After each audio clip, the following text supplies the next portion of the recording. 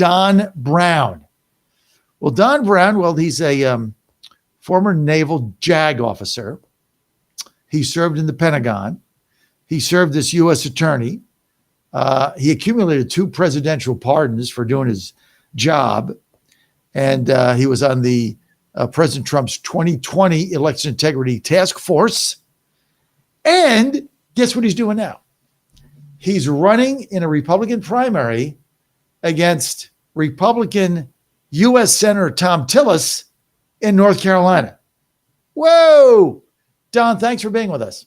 Enjoyed the show this morning. Always enjoy you. The red Republican tie looks great. You put me to shame this morning, brother, but thanks for having me on. Appreciate it. So tell us why this is not Don Quixote waving at windmills. You know, I've been in probably 30 counties in North Carolina in the last 3 weeks or so. And I can tell you that the rage against the sitting senior Republican Senator Tillis from Republican operatives and grassroots is almost unanimously off the charts. And this has been earned by the senior senator simply because he's gone anti-Trump on so many crucial positions, both in the first and the second Trump administration. I could go right down the list. You were talking about Dr. McCullough there, and I've been involved in mRNA vaccination, and one of the hot topics out on the campaign trail is medical freedom. But he just, he fought against President Trump on the president's desire to use his executive authority to lower prescription drug prices. He tried to torpedo the nomination of my friend and colleague and now our Secretary of Defense, Pete Hegseth, who I'm so proud of. And it's just been one thing after another. He sponsored legislation to support Robert Mueller, who was an unconstitutionally appointed prosecutor, just like Jack Smith was unconstitutionally appointed in violation of the Appointments Clause of the Constitution. And so it's one thing after another, and North Carolina Republicans are sick and tired and fed up with it. I can tell you, Thom Tillis is not going to be the next senator from North Carolina. And so why is it not Don Quixote jabbing at windmills? It's because the senator has done this to himself. He is ripe to go home. He needs to go home. We have some footage somewhere where we believe he said he committed himself to 2 terms initially, and now he's up at the end of his second term. And this isn't an argument for term limits. I don't know what is, but he's gone against the president at every nook, corner, and cranny. He torpedoed single-handedly the nomination of Ed Martin. I'm also a J6 attorney. I've represented J6 patriots, and one of the 2 young men that you mentioned that was pardoned was Elliot Bechet, who we believe is the youngest of the J6 patriots, who simply walked into the Capitol, walked back. The morning that he was arrested, I got a call from his daddy. It was the 21st of March. He said, "Don, I've got 12 FBI counterterrorism agents raiding my house." I throw on my suit to go down to the federal courthouse. The kid had been charged with 5 misdemeanors, 12 FBI counterterrorism agents. And Tillis has said that everyone who went into the Capitol, regardless, and virtually all Trump protesters were peaceful. He thinks peaceful protesters ought to go to prison. Now, Senator Tillis, we have a little thing in the Constitution in the First Amendment, as I recall, called the right to free speech and also the right to petition the government for redress of grievances. He's got to go. I've got the background to take him out. Yes, it's going to be a steep mountain because he has the establishment behind him and a ton of money, but we're going to raise the money. We're going to knock him off. We're going to take the Democrats down too. And we're going to send an America First, Trump-loving patriot to the United States Senate from North Carolina. I've said over and over, I would go to war for President Trump. I know the man's heart. Nobody's perfect. Only one man that walked the face of the earth is perfect, but he loves this nation first. This is about American nationalism versus globalism. I'm America first, and I hope that wasn't too long of an answer to a simple question, John. That was a great answer. You got me. You got me engaged here. So I want to start with the politics of it. I get your positions, and I love the way you are taking it to Tillis just by the facts. You don't really have to do anything other than say, here's what he said, here's what he did. And it's pretty brutal if you're a Trump supporter, MAGA, America First. I mean, he's none of those based on, and it's like, as you were talking about it, Don, I was kind of remembering all this stuff that I kind of forgot about. Don Brown with us, Don Brown running for U.S. Senate in a challenge, in a Republican primary challenge to Thom Tillis, who a lot of people think is at risk anyway because of Roy Cooper's likely entrance into that race. Very popular Democrat governor sold himself as a moderate. Of course, he's not. All the Democrats that say they're moderates are basically toe the communist line. Don, so tell me about the. I kind of forget the election in North Carolina. The primary, is it an open primary? Is it closed? How does that work? I don't remember. Well, first of all, the primaries in early March 3rd. It's one of the first ones. Republicans and independents can vote in the primary. It isn't totally open like some states, but the independents in the last election in North Carolina are breaking Republican, and so, but it was largely closed. Except independents can come over, and we're going to go after those independents. Conservatism makes sense. Make America first, and make America great again makes sense. Once you expose the communist ideology, as you pointed out, it's a no. There's no debate. And I'm optimistic. We're having younger voters who have broken toward the president, and it's because of the insane idiocy that we have from the Democrat Party. It used to be that we believed here in North Carolina, these idiots, these communist idiots were out in L.A. and New York and Chicago. Just on Flag Day, on the president's birthday, June 14th, we had a member of the North Carolina General Assembly here in Raleigh, John, hold up a picture of a decapitated President Trump. And I've called on the Secret Service to investigate that member of the North Carolina General Assembly, but we have communism right under our nose. We're going to take them out. The truth, like President Reagan said, and Jesse Helms and others before President Trump, when you lay out true constitutional conservatism, it sells, and we need to do that unapologetically. And I intend to do that not only against Tom Tillis, but I'm looking forward to taking down Roy Cooper also, and that's a totally different subject. But that guy is vulnerable, and we're going to take him out. So March 3rd is your primary, March 3rd, 2026. So the registered Republicans and independents can vote in your primary. Registered Democrats cannot. They'll obviously have their own primary, although I think if Cooper gets in, he clears the field. So Don, let me ask you this. Is it a simple majority? Do you go to a runoff? How's that work? Well, the way the General Assembly set this years ago is sort of an odd situation.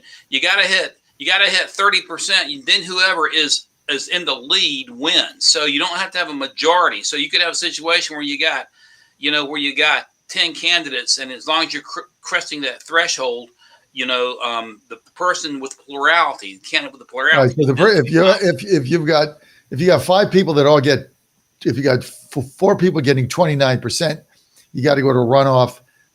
If one person hits 30%, then they're the nominee. Both parties, doesn't matter. Right. Okay, that makes sense. Right.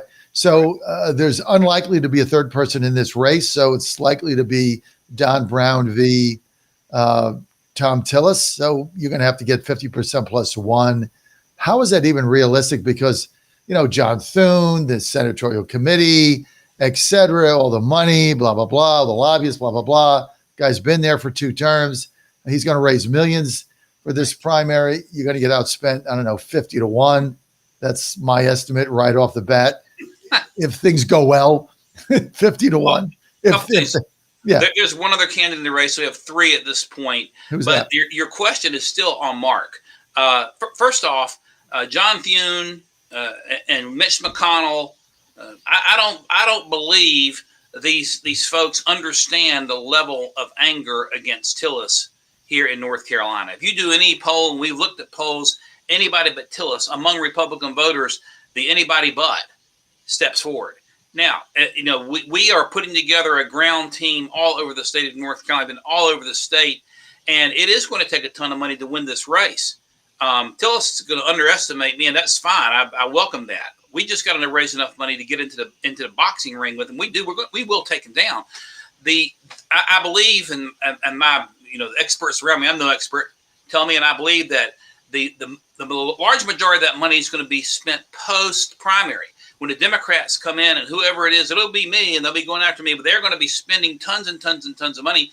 This North Carolina Senate race is the most important Senate race in the United States in the 21st century for a couple of reasons. One, because the balance of the Senate may depend on what happens.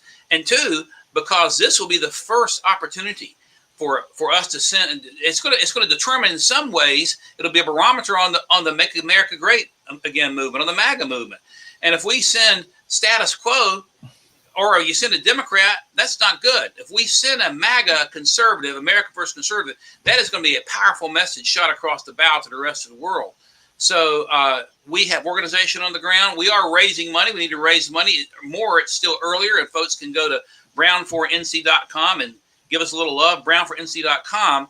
But although it's a monumental task, from the beginning, it's a task that we're going to take on. And, when our Rangers, those 75th Rangers, scaled the cliffs at Norman, that was monumental. When our third, fourth, and fifth Marines hit the beaches at Iwo Jima, monumental. I don't back down from a task. I've had 16 books authored, and people say, how do you run a law practice in a campaign? I've been working 2 jobs for a long time. We're going to take this task on, we're going to pull it off. But the answer to your question is because of the immense dislike and hatred of the senior senator by North Carolina Republicans. That's where it starts. And that's going to be the generating factor that's going to help us start to knock this guy off and take him down. You got a lot of energy, Don. I'll give you that. My concern, I don't know the details. You said there's a third person in the race. I assume that person is anti-Tillis. So then you got to split your vote with this other person. Is there any way to get this other person out of this race? Well, he's a nice fellow. I'm just saying, look at my track record. If the goal is to put a Republican in office that is going to have the back of the President of the United States, and Tillis has not had the president's back, and I think he likes getting media attention by jabbing the president in the back. All you got to do is look at my track record. I've served on 3 separate election teams. I served alongside Sidney Powell, who has endorsed our campaign. By the way, General Flynn's endorsed our campaign. General Boykins endorsed our campaign, and others. But I also was working on the initial team that wound up being the case that John Paxton filed against the Commonwealth of Pennsylvania Supreme Court. So I was on 3 separate election teams trying to save that election. I've been battling these mRNA vaccines. I've stood up for J6 Patriots. So I'm saying to the people of North Carolina, to our voters, to the Republicans, if you want somebody that's got the President of the United States back, I've got the track record going over 10 years to prove it. You'll never have to go to sleep wondering. You don't have to write me a 10 million letters asking me to affirm Ed Martin or Pete Hegseth. That's going to be done before the nomination takes place. So I think I'm that guy. I know I'm that guy, and that's why we're going to take this guy out. Don Brown running for U.S. Senate, Republican primary, Tom Tillis challenging him. That'll be decided March 3rd, North Carolina, in a primary which is open to independents and registered Republicans. Don, thanks for being with us. Very spirited campaign. I look forward to having you back a lot so we can get updates. This is going to be a fun race to cover. Thanks for having the courage to get in. It's not easy to do when you're going up against the total establishment apparatus, U.S. Senate Senatorial Committee, John Thune, John Cornyn. Everybody's going to be out there campaigning for Tillis, giving him money.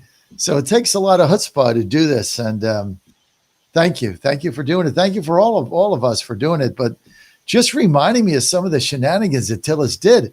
I forgot that he had torpedoed Ed Martin. That pissed me off. I forgot about that.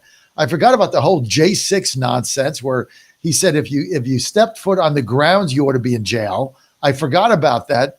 Maybe he was a guy hiding under a seat. Remember those pictures? Don't know. I forgot about that. I forgot about the fact that he's harpooned a number of things that President Trump has tried to do. I kind of forgot about all that. So it's good that you're here to remind us of that. Don, people want to follow you, give you money, go to your site. Where do they go? Brown, BROWN 4 FORNC.com. That's Brown 4 spelled out FORNC.com. Please come on board, join our campaign. We'll take whatever contribution you can get. We need folks on the ground in North Carolina. We need folks, no matter where you are. This is a national race, and it's going to determine the direction of MAGA in some ways. And so we're grateful for everyone's support. All right, Don, thanks for being with us. Thank you. Thank you, John. My pleasure. Don Brown taking on Tom Tillis.